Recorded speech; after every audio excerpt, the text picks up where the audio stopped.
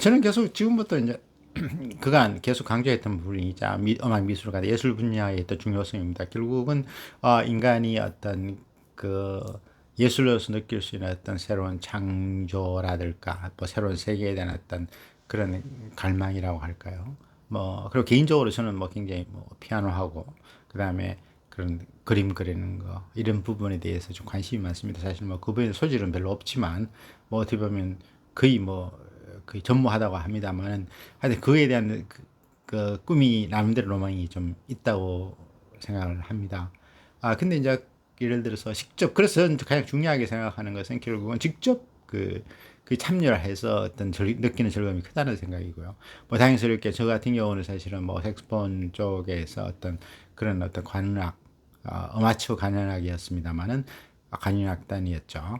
그래서 그 그게 참여를 해서 프로하고 아마가 혼합해서 그 예술의 전당에 콘서트 홀에서 하면 제가 연주자 그 중에 한 사람으로서 연주자로서 참여한 적이 있습니다. 근데 뭐 그룹 생각하면 굉장히 뭐 제가 잘해서 그런 게 아니라 그냥 하여튼 그 단이 들어가기 때문에 저는 거의 뭐 하나에 그냥 끼어서 어떤 그 제대로 역할을 하지 않고 뭐 그 어떤 무의미한 존재일 수도 있습니다만은 뭐 그러나 그 어떤 지금까지는 관객으로서 바라본 예술의 세계에서 직접 제가 연주자로서 뭐 시각이 완전히 다른 거죠. 그런 참여를 했던 경험이 굉장히 저는 그 의미가 있었습니다. 그래서 좀 더 그런 하는 즐거움을 계속 찾아나가려고 하고 있습니다. 그래서 요즘은 뭐 여러 가지 프로그램이 많다 보니까 가상악기를 통해서 실제로 작곡하고 편곡하는 것이 그렇게 어렵게 돼 있지 않습니다. 그래서 화성학이라든지 이런 쪽에 우리 저 해서 어떤 곡을 만드는 것도 사실 요즘은 좀 가능하게 된 그런 시점이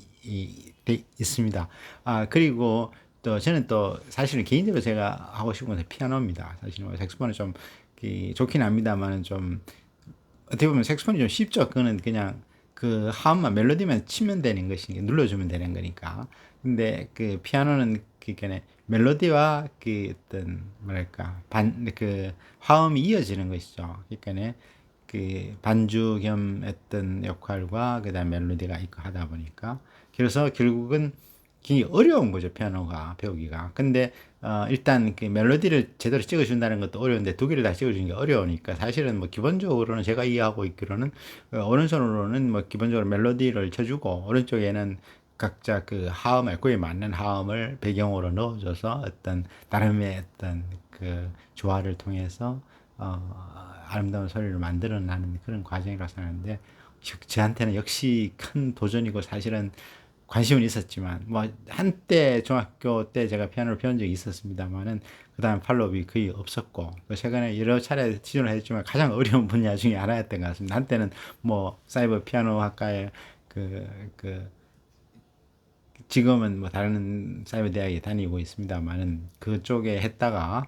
사실은 그 굉장히 따라갈 수가 없어서 잠시 휴학을 하고 있기도 하고 합니다만은 그게 어려운 분야인 것 같습니다. 근데 그래서 역시 이제 음악에 대해서 음악이 어떻게 보면 또 이게 신기하게도 또 뭐 수학과 연결된 거죠. 그 음악의 음계를 만든 사람이 누군지 아시나요? 뭐 아시는 분은 아시겠습니다만 오히려 놀랍게도 수학자인 피타고라스입니다. 그래서 오히려 그 진동사 연결에 대해서 굉장히 어떤 그 산수적인 어떤 그러니까 굉장히 뭐랄까 수식화 굉장히 어떤 뭐랄까요 규칙성을 가지고 있고 논리성을 가지고 있는 거라서 굉장히 관심이 오히려 더 있습니다. 그래서 오히려 보면 이게 작곡하는 것이 굉장히 자유롭게 하는 것 같습니다만은 그 일정한 그 화성학이라든지 그런 거 어떤 소리의 어떤 그 서로 조화라든지 부자 이런 걸 따져서 이렇게 하다 보면 굉장히 그 나름대로 참 재밌는 부분이 많은 것 같습니다.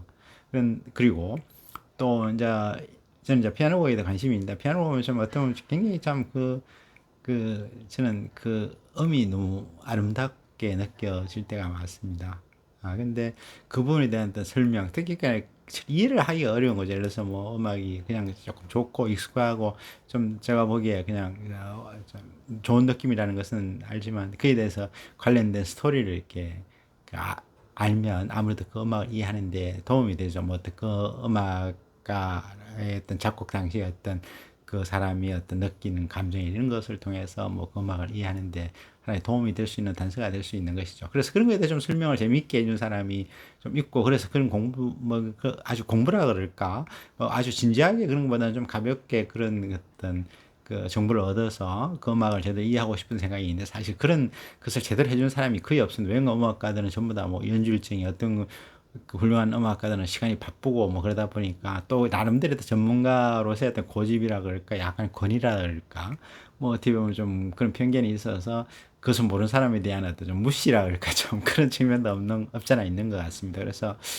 그 부분에서 굉장히 그 좀 아쉬움이 있었는데 뭐 나름대로는 또 뭐 예를 들어서 뭐 지휘자가 그런 식으로 설명을 하는 사람을 시도한 적도 있고 굉장히 좀 반응도 좋았던 것 같습니다. 근데 그게 좀 지속적으로 되는 것은 좀 한계가 있고 제 같은 경우는 뭐 그러니까 관현악단의 어떤 그런 음악도 사실은 굉장히 흥미를 가지고 있습니다. 왜냐면 제가 직접 그 참여를 했기 때문에 예를 들어서 뭐 색소폰도 그뭐그 원, 투, 쓰리, 그러니까 first, second 이렇게 뭐 돼 있고 그다음에 또 음에 따라서는 이렇게 분파가 돼 있고 하다 보니까 굉장히 그 어떤 음과 사이, 낮은 음과 높은 음 사이에 어떤 노래하듯이 이렇게 진행되는 것이 굉장히 매력적입니다. 그리고 막 그냥 이렇게 전체적으로 뭐 크리센도 같으면 굉장히 그 항야에서 그 어떤 그 뭐 어떤 부족들이 그냥 부을 치면서 전쟁을 해서 막 쫓아오고 말 타고 이렇게 올라오는 그런 장면을 음악으로 표현하는 것을 또 그 보면 굉장히 역동적이기도 하고 해서 너무 매력적인 것 같습니다. 그래서 제가 생각하기에는 그런 어떤 음악 같은 특수한 전문 분야에 있어서는 좀 더 일반인에 대해서 그런 어떤 부분을 좀 시킬 수 있는 큐레이터가 좀 필요하지 않느냐. 그래서 저는 항상 중요하죠.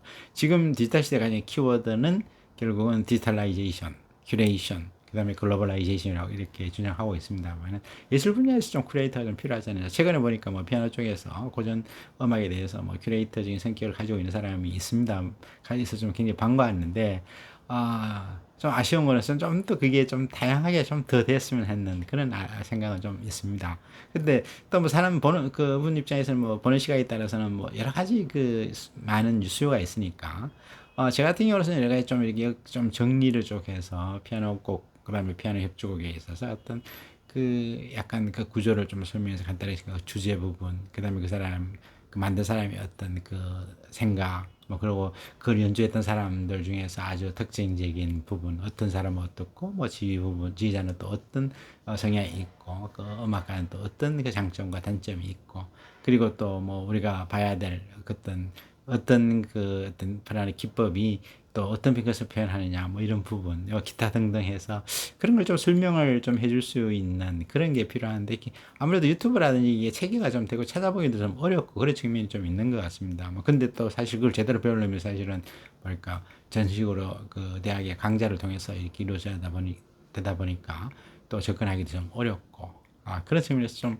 저는 강력하게 뭐 미술품에 대해서도 뭐 큐레이터가 있기는 합니다만 또 여전히 또 그것도 전문 영역에 속하다 보니까 또 일반인과의 좀 어떤 간격도 좀 제한적이고 또 미술품은 또 어쩔 수 없겠지만 예를 들어서 뭐 그 현장에 가서 봐야 된다는 그 측면이 좀 디스시는 좀 약간 뭐랄까 불편하다고 할까요? 근데 그런 걸 좀 해결할 수 있는 필요성이 좀 있다고 생각합니다. NFT라든 이런 걸 통해서 좀 뭐 그렇게 좀 일반화 시키려고 하는 시도가 있는 것 같습니다만 제 생각은 메타버스 세상에서는 좀 그런 것이 좀 더 오프라인하고는 좀 다르게 접근될 수 있지 않나 생각을 해봅니다. 그래서 어떻게 보면은 예술을 전공을 하고 지금 현재 활동하신 분들 입장에서는 좀 더 일반인들의 그 관계에서 큐레이터적인 요소를 좀 관여해서 그 부분도 새로운 어떤 블루오션이라고 저는 생각을 합니다. 그건 또 의미 있는 작업일 수도 있고요.